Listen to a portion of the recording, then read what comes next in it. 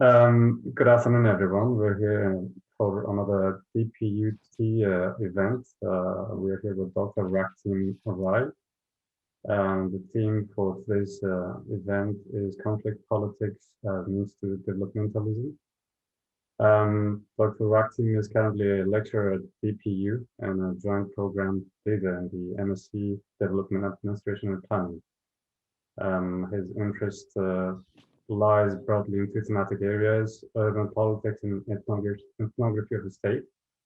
And he has done his doctoral research on urban margins of Kolkata and how the heterogeneous relationships with the post-colonial state um, manifest themselves, especially through ad hoc arrangements.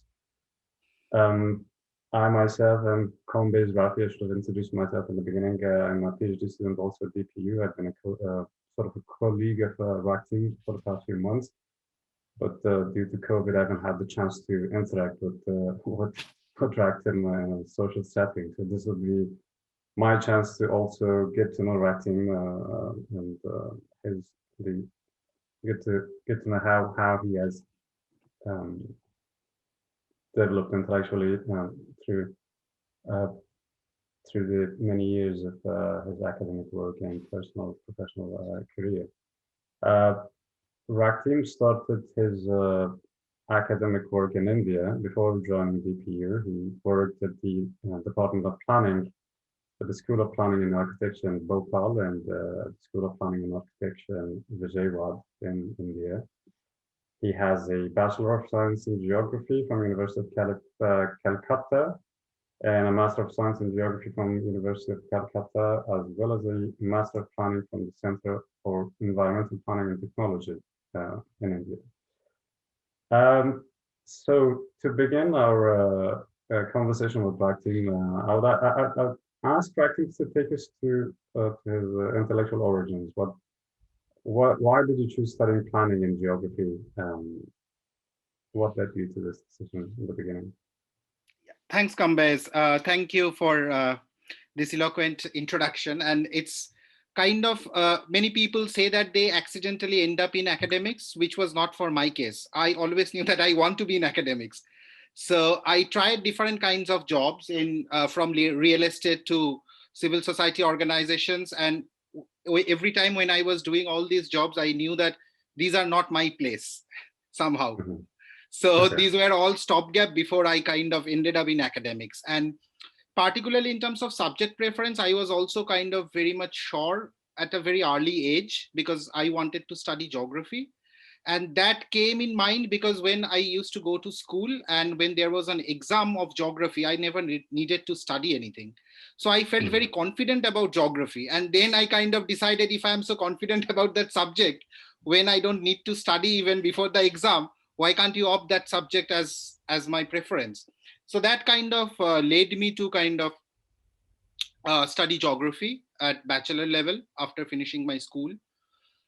So which you did in Calcutta, which I did in Calcutta, where I grew up also, and simultaneously, that's also kind of very much my own subjectivity is also very much related to what kind of research I do, my PhD research, and also the kind of subjects I have kind of opted for. Because Calcutta, growing up in Calcutta, which is also a very political city and where blockades, strikes were part of everyday life, which also has one of the longest serving communist government.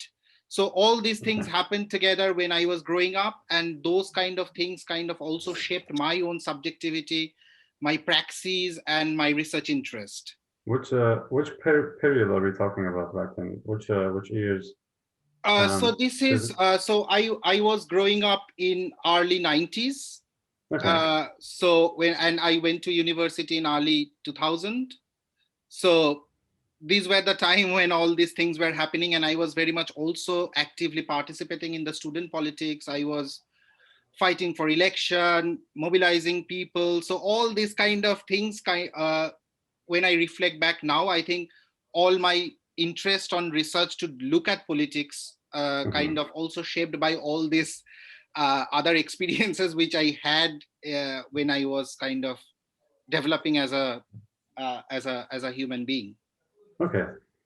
So this sounds interesting. I would imagine this was the moment where there was a tough contest between BJP government, if I'm not mistaken, uh, and the communist government of West Bengal, being run by for a long period by a communist party, right? Yeah, it And you was grew not up. exactly the BJP, the current right-wing nationalist government, who was there as an opponent. Rather, there were other centrist parties were an opponent, but the Communist Party kind of lost their election after a forceful acquisition of agricultural land, Okay, uh, which was kind of were acquired for developing a automobile industry. So the current government, which is in power, the state government in West Bengal, actually came in power because of that process of mobilization, which was anti-government and saved the agricultural land and anti-land transformation.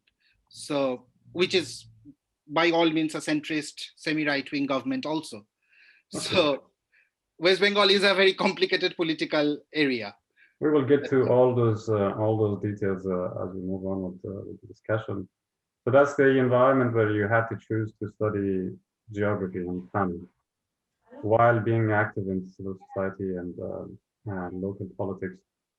Um, but as we see, as I've personally read through your biography, it doesn't seem like you have followed a certain social scientific field. It's difficult to pin you down. As you said, you have been focused Mm, on geography, human geography to be precise, but at the same time, you have been active in politics mm, to some degree. mm. Um, how would you describe yourself? What is the word that comes to your mind if someone asks you what social scientific field do you associate yourself with? It's quite interesting question, and I would also try to repeat the buzzword, which is also there very much in academia now, which is interdisciplinarity.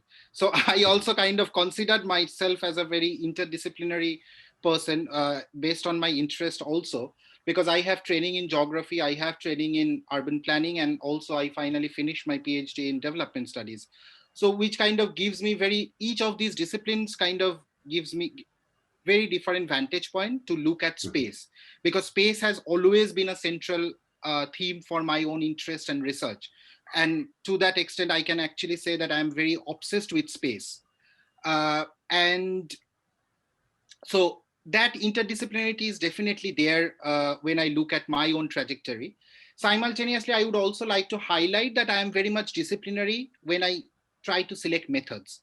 And having these backgrounds of geography and urban planning and development studies also kind of shaped what kind of methodology I use for my own research, and which is Okay. primarily ethnography.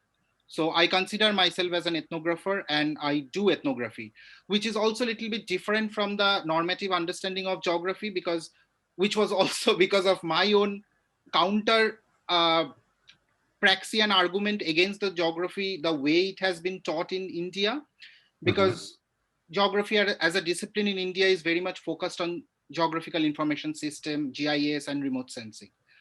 So I was never excited to make maps. I felt very boring. It's not that maps are not exciting, but I don't want to make them. Rather, I want to analyze them and interpret them. That is more exciting for me. So but till now I can't make a map by myself, which is also true, which is also I think my limitation, because I never wanted to learn that. Mm-hmm. So it was kind of a counter towards the discipline where I was kind of studying. So I tried not to learn map because human geography is less valued in Indian context when I was growing up. And many of the courses are not focused on human geography. And I always liked human geography. And kind of it was also my challenge to the discipline that I don't want to learn map, but still I want to establish myself as a geographer. Okay. So there were a lot of these kind of tensions which were going on. And so I still don't use mapping as my research method because I don't know how to do that. So that's my limitation. Simultaneously, that is also one of the way I kind of felt that I try to continuously establish there are other methods to look at geographical issues, which is predominantly ethnography. All right. Well, that sounds interesting. Why would the point you made regarding human geography being undermined, and as you say that it's not as popular or as predominant as physical geography. Why do you think that is the case in India? Is there something have to do with the utility of physical geography for commercial purposes, or is there some other reasoning behind it? I think there is not even a single reason. Rather, that is a very multi-layered, complex problem. So one way, we always try to look at which discipline actually gives you better prospect in terms of career, jobs. Okay. And many of the cases, geography, as they deal with a lot of things, there are hardly any particular niche job market for geographers in Indian context. So one of the major niche which kind of emerged with the digital revolution is to make maps, Mhm. because geographer always try to deal with maps. So that's also kind of shaped the pedagogical aspect of geography, because you have this GIS tool and geographers can use that tool. So there was a market demand to make geography more as a mapping discipline. Okay. So in that way, a lot of people try to opt it for geography because they knew that there is a prospect of job which is available in the market. So one way that kind of shaped the pedagogical aspect of the discipline. Simultaneously, I think there were lack of research facilities for human geography. And again, geography was also kind of in between various disciplines. It's neither natural science nor social science, rather in between, having both the components. And having this in betweenness Hmm. within STEM subjects and social subjects, social science, I think geography also kind of lost its own identity, where what it want to be actually in Indian context. And also simultaneously, there was a strong positivist push in the discipline in 1960, where a lot of social science discipline tried to adapt a lot of natural science model like gravity model and other kind of models from natural science. This positivist push in geography was more brutal than other social science, in terms of pushing it more towards the physical geography and GIS based approach. So, which also I think undermine the idea of human geography as an important discipline. So, I think there are a lot of things which were happening simultaneously, the way the discipline has been shaped in India. Okay. I will ask you more um, intellectually relevant. I mean, in terms of your upbringing, there must be surely you had reasons to focus on geography because you found yourself more talented to deal with the questions on the exam. Um, but there must have been landmark events in your life as you grew up that made you was convinced to choose this field. Sort of while at the same time you did not focus on the popular um, so to speak, the popular branch of geography, but you chose the human geography. Hmm. What convinced you to focus on human geography rather than following the predominant trend? Well, I would not say that I was so rebellious enough that time that I kind of not try to follow the usual or normative path of geography. That's I should not say that. Mhm. That would be exaggeration of the situation. Rather, I felt that I still remember when there was an exam for geomorphology, which is particularly physical geography.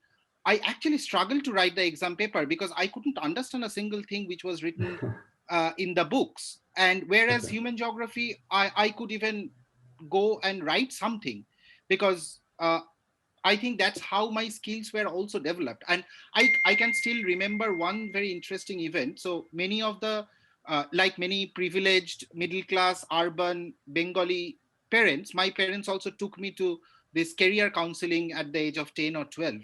And it was such a like a bizarre experience for everyone, because I was never good at numerical things, and I don't have numerical aptitudes. So after having that career counseling, the counselor was really surprised, and because he couldn't say that any particular direction my career could focus on, or I have particular aptitude. So everyone was very confused, like what this child is actually want to become, or where the aptitude lies, because they couldn't say where it was lying. So then slowly I kind of realized that I want to study people, I want to observe people, while even because I was a daily commuter. So when I was commuting to my school in that local train, I always wanted to observe people. And which kind of in later years in my master's, when I did a dissertation, which was actually how these daily commuters form groups in train compartment, and how it kind of modifies space within the train compartment. So that kind of thing, so that actually shows that I always interested to observe people and how they are doing things. So I think, so instead of a rebellious choice of not following the trajectory or the usual path, it was more on I knew that what I like, and I just follow what I like. All right. So it was a personal drive. It's sort of perhaps you started an ethnographic exercise from yourself and how you chose your career in an auto-ethnographic exercise, to put it. I'll just take a parenthetical pause to request our guests to turn on their cameras, as many as possible. That will give this our meeting sort of a personal vibe and environment. But narrowing to the topic of the topic you chose for today's session, which is conflict politics as means to developmentalism. How did you then sort of within the trajectory of your upbringing, within the context of Calcutta, how do you bridge that past history with the idea of conflict politics, and particularly the idea of post-coloniality, which, at reading through your PhD research, is quite dominant in how you think and how you have approached the subject of your research? So this is also quite interesting, because I always said, like I was telling that I always like space, and I was obsessed with space and how space modifies and how space manifests in different ways. So in a way, it was also related to something called spatial politics. So I always wanted to know what kind of politics are behind those spatial manifestations. And again, growing up in Calcutta, where conflict is part of everyday life. So conflict runs from... Why so, Raktim? Yeah, that's I what heard you many times you mentioning Calcutta is a space for many conflicts. Yeah, Why do you because think I that's think that is quite interesting way of life in Calcutta, because because it's an overcrowded city, and so there is a scarcity of space everywhere. And so even people, when they are traveling in local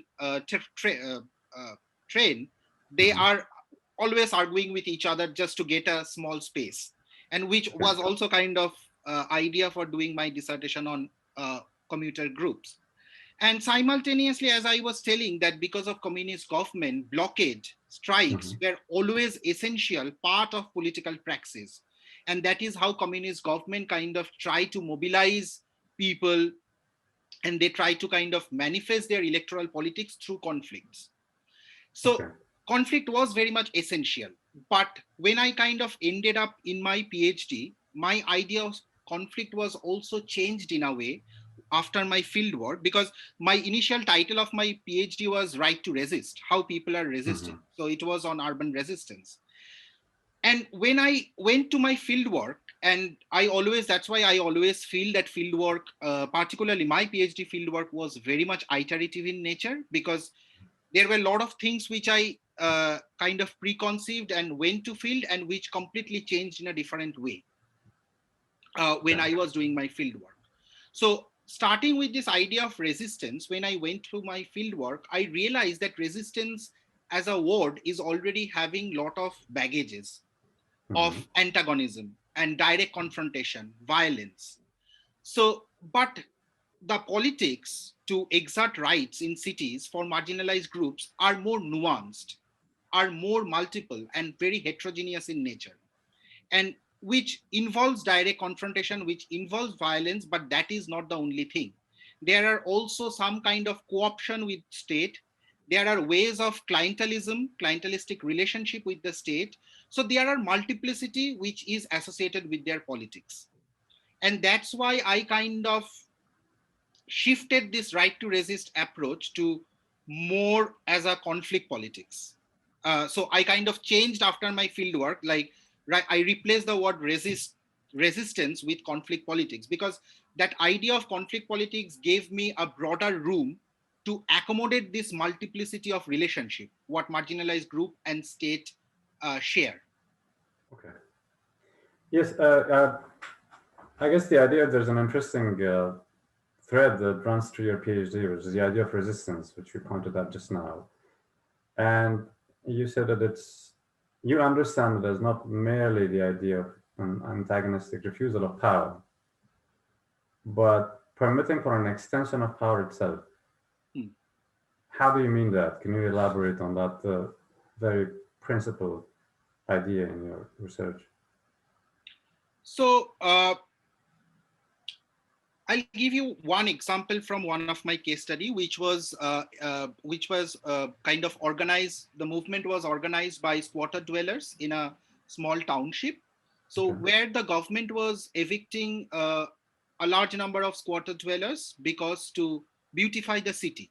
And this was in Calcutta. That was in Calcutta, because Calcutta was co-hosting with other cities the under-17 football World Cup. So to have a very nice global image of the city, so some of the squatters were evicted where those football matches were happening. This was not in Bangalore, was it? It was in Calcutta. So Calcutta was one of the co-hosting cities. That was in 2018. Okay, I was referring to Bangor, where you did your empirical work. This is not Bangor, this is another... Bangor is also another case study of mine. Okay. So I had 3 case studies. So Bangor is one of the case study. This is another case study of mine. So what I felt like when this eviction was happening, when there was an eviction threat, so all squatter dwellers kind of protested and they said, we are not leaving our place. They had a lot of rallies against the government, against the municipality, and everything was going on. Mm-hmm. Simultaneously, the same people, some of those people who were rallying against state got evicted also in the process of doing all these things. But simultaneously, these people who got evicted, again, some of them got rehabilitated by the same government in another occupied land. So the government never kind of operationalized any proper rehabilitation scheme. Rather, the government occupied a government land and put those people, some of those evicted people, in that land. And these people who were rallying against government completely changed. They said, oh, government is great. At least they are giving us to stay. They are giving us some space to stay. Was this the same communist government that was in power? Or no, that is the current government, which is a central right-wing government. Okay. So not the communist government. So this multiplicity was kind of, it's just one of the example how this antagonism changed into something co-option with the government and by the same group of people. So that's how I felt that the idea of resistance is very inadequate to kind of address this heterogeneity. Would you also consider the fact that perhaps the very existence of resistance also exposes the limits of power of the resisting forces in society in order than to allow the... Yeah, I think here there is a very interesting domain, the way I kind of look at post-colonial state. I think this is the entirety of the nature of the post-colonial state, the way it operates. Because for me, post-colony is also not a geography. For me, post-colony is a condition where there is a continuous tension between the past and the present, past and the future, which makes the present as an unfinished remnant of the past, as Raghuram and Etel has argued, who also happened to be my supervisor. So there is always this tension. in the post-colonial. And this tension also gives some kind of hybridity. So many of the cases when we discuss about corruption and illegal occupation of spaces, we always try to blame post-colonial state by saying they are weak state, there is lack of governance, so it's weak governance. That's why there is a mushrooming of informality, which is there in the post-colonial context.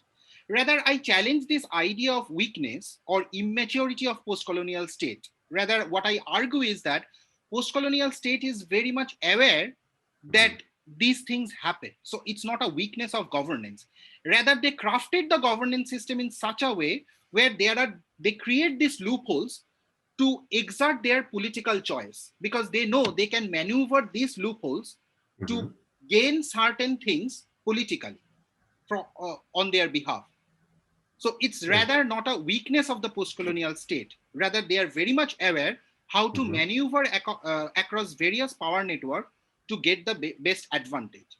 And that's why we always see the post-colonial state and marginalized group always in a kind of a very interesting relationship. Here, dispossession happens along with rehabilitation. So rehabilitation and dispossession happen simultaneously, which is a very interesting thing. The same state which evict people, again, the same state occupied another land and put those evicted people there. So state is not always the monstrous neoliberal entity here. Rather, it has a kind of dual-faced identity.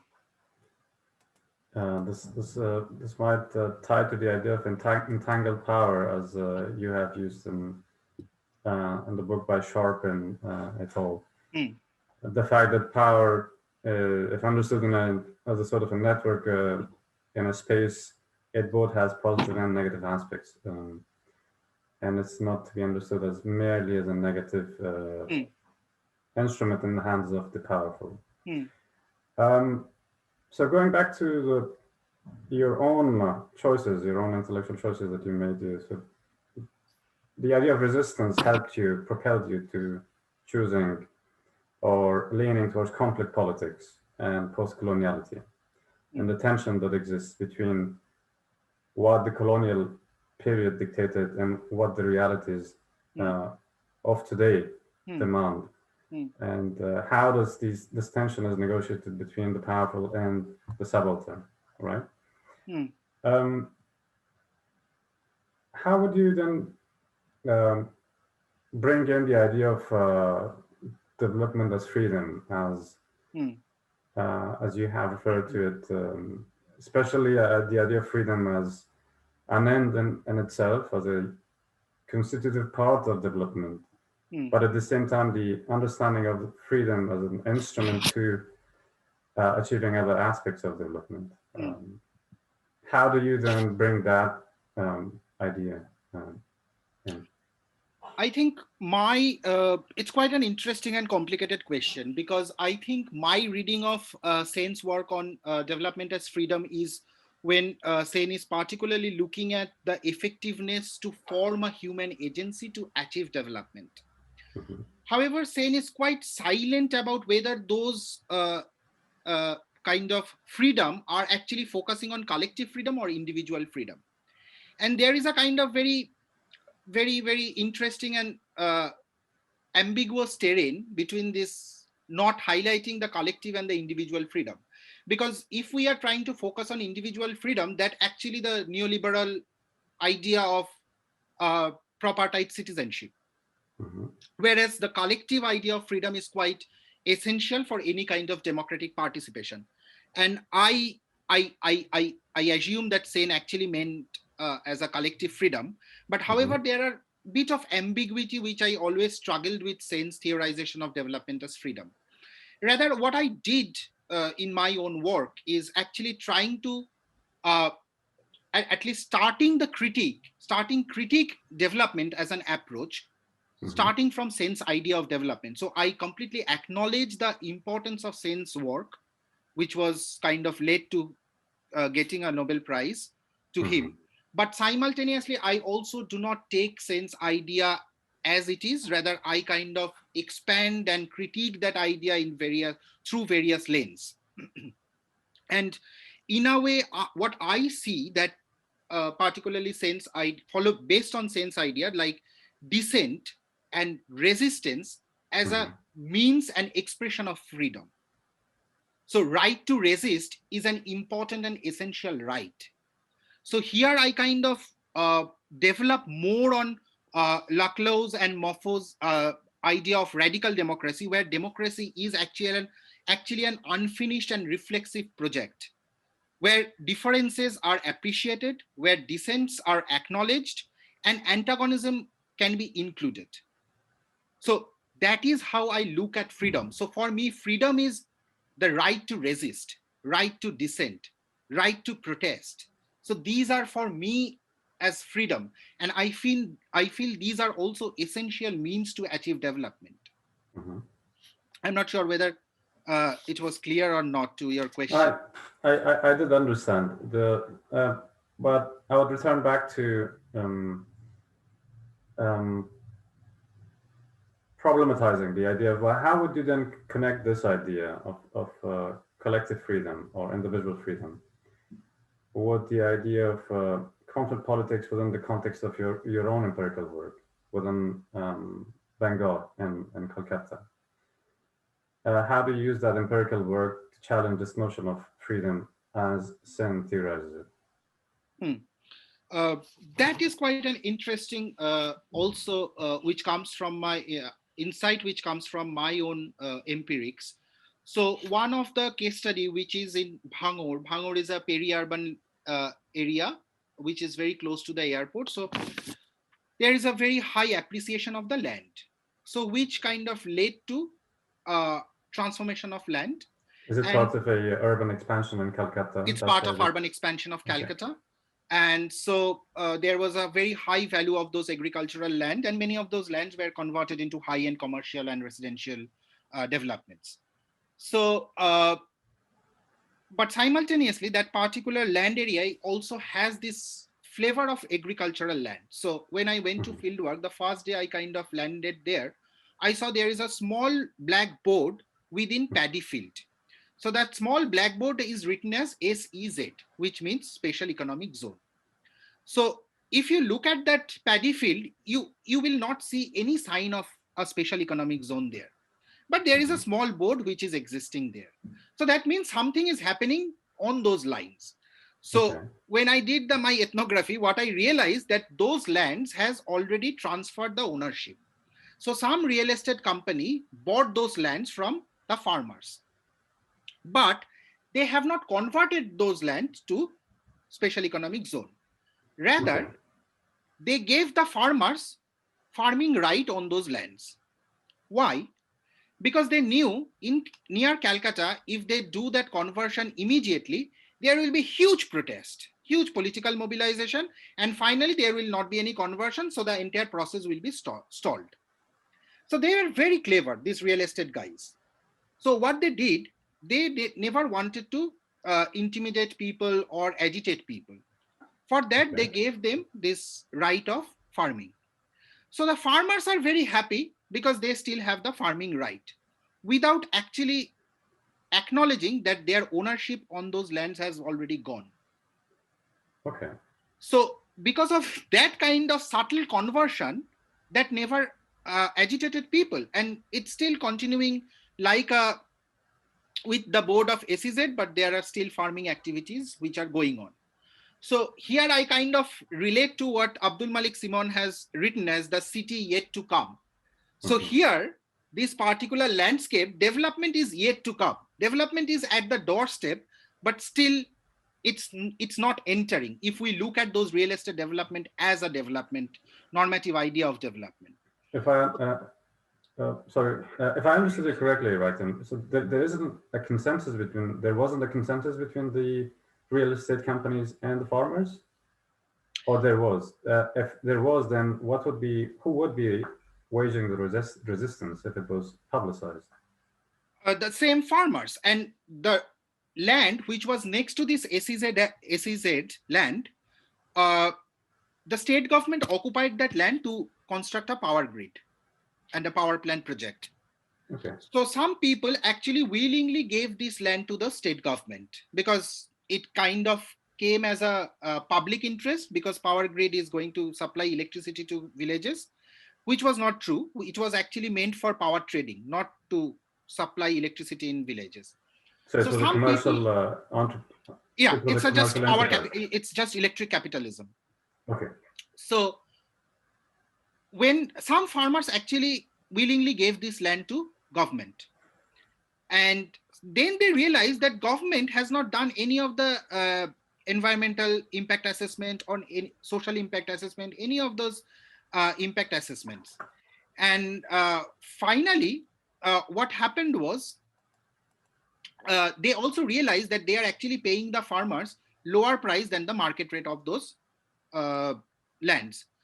So the same people who willingly gave lands to the state government started protesting. And finally, they actually stalled the power grid construction. So, which kind of became one of my case study, this ongoing almost 2 years of struggle by farmers against the state for the conversion of land. So the same village, two lands opted two different modes of transforming that land, and had two different kind of results. One agitated people and people revolted against government. The other kind of stayed in between. So it's kind of permanent temporariness, those SEZ lands in the paddy field. Interesting. I suppose it must have been quite a dilemma for you to choose which empirical case to focus on. And because as you describe it, it's quite a challenging environment to go and access participants in an environment where conflict of interest is quite powerful and present. How did you, I mean, what kind of challenges did you have to face and how did you come across these cases? Did you read about them? Was it a personal experience that you came across this on a personal level? What was it? Why did you choose the few cases? Yeah, I think my case studies were kind of selection of my case study was also very iterative in nature, and kind of I have gone back and forth changing my case studies also after my upgradation as well. So I changed my case studies after my upgradation. So when I started my PhD, before my upgradation, I went to have a reconnaissance survey in Calcutta. So that time I kind of got connected, because as long as you do not have a proper gatekeeper, it's impossible to do a fieldwork, ethnographic fieldwork on this contested kind of issues. It's just impossible because no one is going to give you any access to people if you don't know whom to actually talk to. So through my own political networks, I kind of got a contact point to one of the jute mill, which also becomes one of my case study eventually. So I started speaking with those people, and jute mill was very exciting because where my home is, that is kind of a very jute mill area, erstwhile jute mill area, which many of those lands are now converted. There are only few jute mills are there. Elaborate on what this concept is. Jute mill? Jute is a kind of fiber. It's a plant-based fiber which kind of acted as a alternative to cotton. So so it's agro-land. Yeah, so it's kind of agro-based industry, but jute is also dying because of the heavy competition globally, because of the synthetic materials. Alternatives. Yeah, synthetic alternatives. And very interestingly, jute mills were also sites for accumulation of colonial capital, because the jute mill in Calcutta were established by the industrialists from Dundee, because Dundee was, during the colonial time, was the jutopolis of the world. So it was known for its jute industry. So those remnants of colonialism still exist in the form of jute mill in Calcutta, which are still not owned by Dundee people, but rather people in Calcutta. So I grew up in a jute mill surrounding area. So I always saw that mills after mills got shut down and those lands get converted into something else. So I got in touch with someone in the jute mill politics, and jute mill is also extremely violent politics, like murder, killing, lot of things happened in the jute mill politics historically from 19th century. So that's not something new. So I was always very much interested to know this labor politics of jute mill industry. So I got hold of this gatekeeper of mine who kind of said that I can't give you any time because I am going for another protest, which is happening in Bhangor. So probably we'll speak later on if this movement is little bit calmed down. Okay. So that time Bhangor was never part of my case study. Then I got hold of another person in a political party, radical political group, who used to mobilize slum dwellers against some other slum which were evicted. So Okay. by all these connections, finally, the slum I wanted to study, I didn't study that slum because there was this new movement in Salt Lake because of the recent eviction happened. So I changed it. And then after my upgradation, Bhangor movement was actually on full-fledged. So I felt, why not? Like, this is a great movement which is going on now. Why not to get involved with that and take as a case study of mine? So finally, after my upgradation, when I actually started doing my field work, I changed my case study to Bhangor. Though the jute mill one was, so out of my 3 case study, only the jute mill was pre-identified. Other than that, all my case study continuously changed during the process of my field work. So this was pre field work and after field work, some exploratory work that led to you changing. It is actually happening during my field work. So I Okay. changed my case studies actually during my field work because I just felt these case studies which I written in my upgradation are not sufficient enough to give my output. So I changed them during doing my field work actually. So in order to do research in such a context, you would have to know people in person. And from what I gathered from what you just said, you having personally experienced jute mill sector around you where you grew up had a role in how you approached your research topic. Is that correct? I think my own positionality, my own subjectivity always shaped my research. Okay. And I think like I'll give you a small example of that, like how it has been kind of I always speak about post-colonial state, and also there are kind of why it is so essential and important for me, because every time when I go for field work, I know there is someone who back of my head actually looking at me, what I am doing. Interesting. Which is very much obvious in Calcutta. And there is also continuous negotiation of self, being grew up in Calcutta with emotionally related with Calcutta, practicing my own politics in Calcutta, and simultaneously the same space where I am displaced from for last 10 years. So I always have this contentious relationship with Calcutta. So it's always a love and hate relationship. And there is also a tension of being the home and being my field. So that tension is also there with Calcutta. So Calcutta and my relationship is very complex in nature, if I can say that way. So when I was doing my field work, so I called a person who asked me to come to Bhangor, and I said, how the hell I'm going to recognize who are you? So they said, you don't have to recognize us. We will recognize you. So I landed up in this paddy field area where no one is around me. I don't know anyone. So one small bus kind of put me there inside that village. And I was standing next to the main road. And I was thinking, like, who is going to come to pick me up? And how the hell I'm going to know those people? So then after waiting for 5 minutes, slowly a motorbike arrived near me.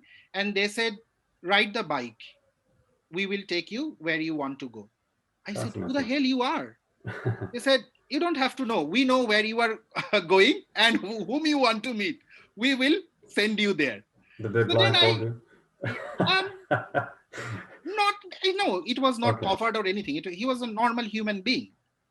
So I rode that bike, and finally I ended up whom I wanted to meet, the leader who was kind of hiding that time to avoid state arrest.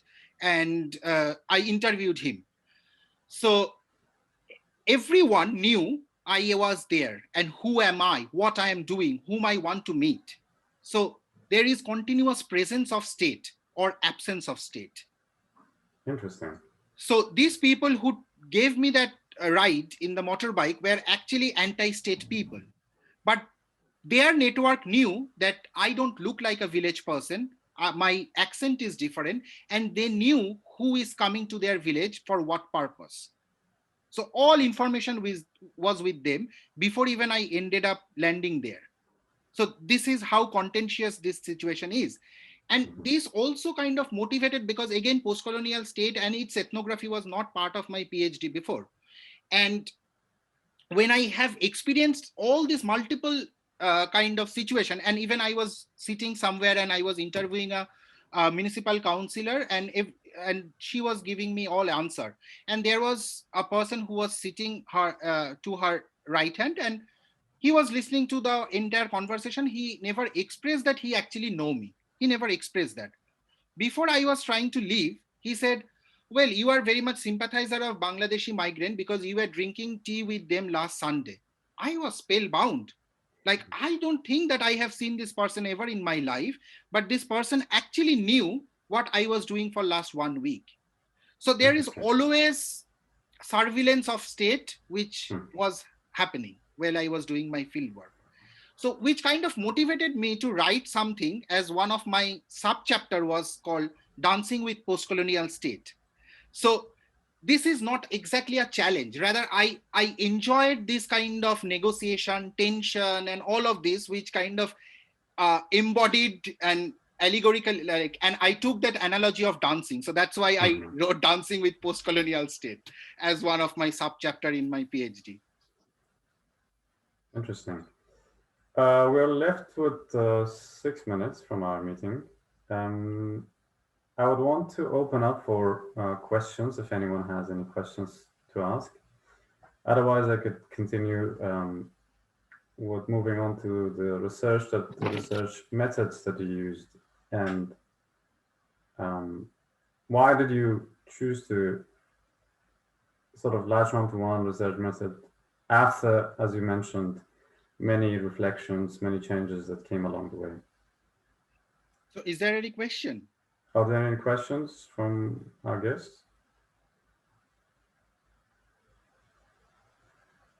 If I may, I just wanted to say thank you to you, Kambiz and Raktim, for sharing your experience with us. I just wanted to know that if we can possibly read your work or your upcoming publication as a result of your thesis or not. Thank you.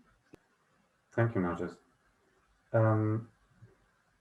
Yeah, my thesis was available online through Open University Library, and I kind of didn't put any embargo for that, because I kind of, that is also part of my own political praxis, that knowledge should not be under some kind of payroll or something, and should not be restricted. So, but I think there is a very recent change in Open University's policy, where there were few incidents because of which they kind of made restricted use of the PhD or thesis, whatever was that's where submitted. you did your PhD, right? So yeah, Open University is where I did my PhD. So I'm not sure yet, but yes, I made it available to the public, my PhD thesis. So have a look if that is there, if you can access.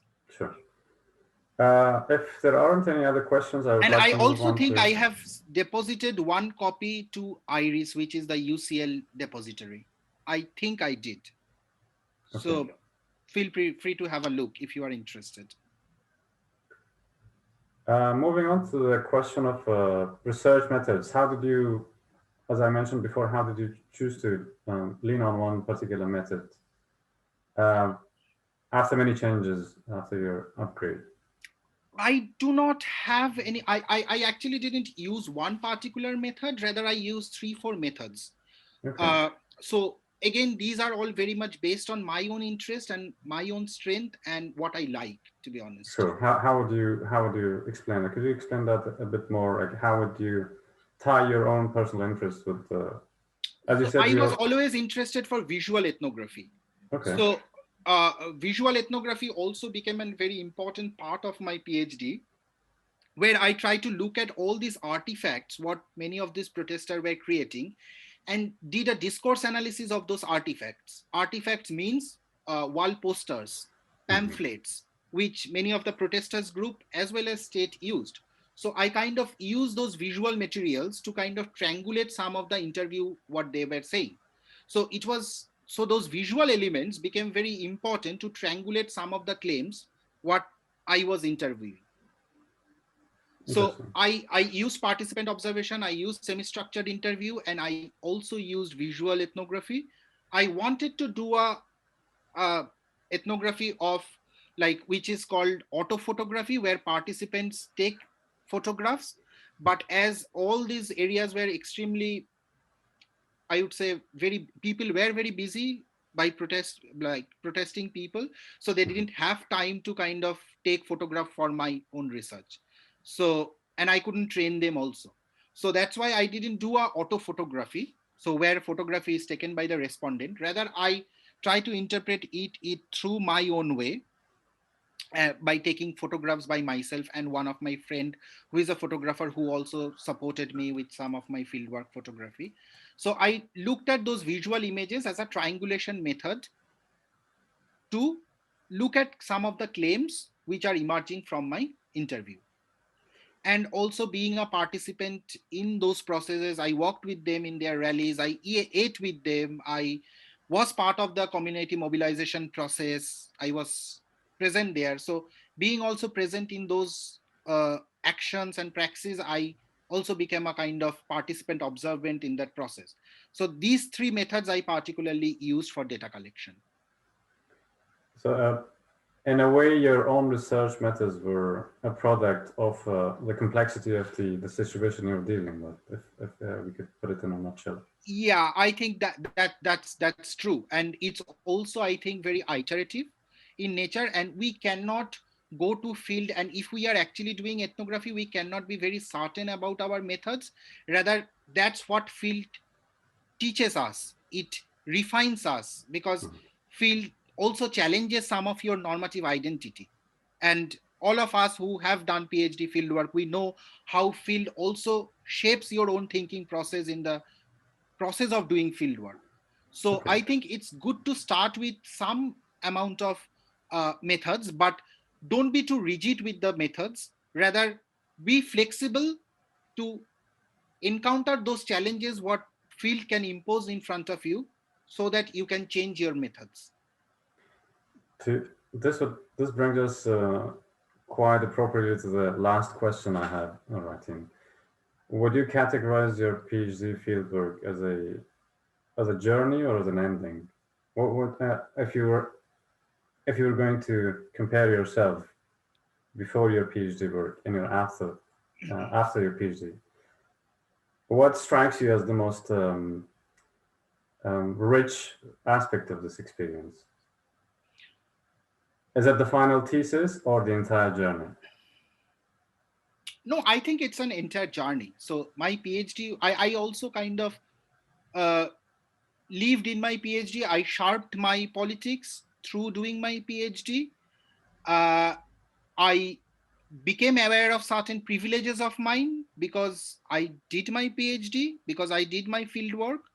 And so my PhD is definitely a journey, not an end, but also a journey which doesn't have any starting or end point.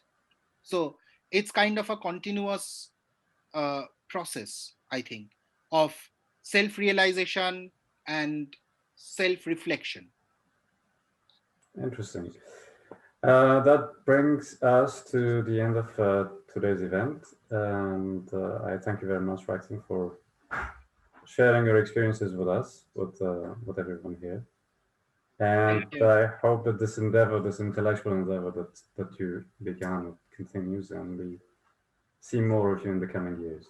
Thank you. Thank you very much.